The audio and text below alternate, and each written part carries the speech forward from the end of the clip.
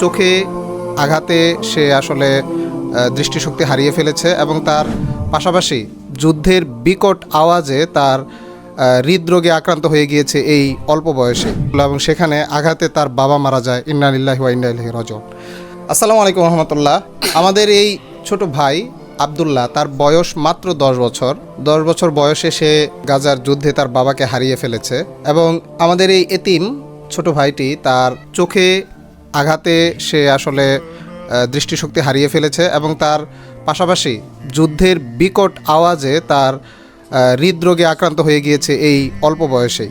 সবথেকে কষ্টকর বিষয়, যখন তারা শিবির ক্যাম্পে আশ্রয় নিয়েছিল এবং সেখানে আঘাতে তার বাবা মারা যায়। ইন্না লিল্লাহি ওয়া ইন্না ইলাইহি রাজিউন।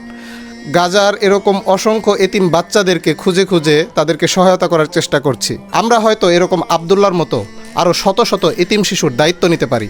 আমরা মাস্তুল ফাউন্ডেশনের মাধ্যমে এরকম কয়েকশো এতিম শিশুদেরকে খুঁজে বের করেছি। তাদের তালিকা আমাদের কাছে রয়েছে এবং আবদুল্লাহর মতো আপনারা আরও যাদেরকে সহায়তা করতে চান, ইনশাআল্লাহ আপনারা মাস্তুল ফাউন্ডেশনকে বিশ্বস্ত মাধ্যম হিসেবে আপনার জাকাত সাদাকা পৌঁছে দিতে পারেন।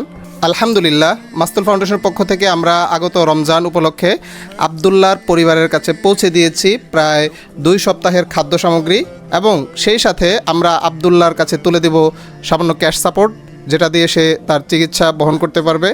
আপনারা জনে জনে যদি এগিয়ে আসেন, হয়তোবা আমরা তাদের এই রমজানের আনন্দের ভাগিদার হতে পারি এবং এক নাজাতের অংশীদার হতে পারি। আল্লাহ তাআলা আপনাকে, আমাকে এবং মাস্তুল ফাউন্ডেশনকে কবুল করুন।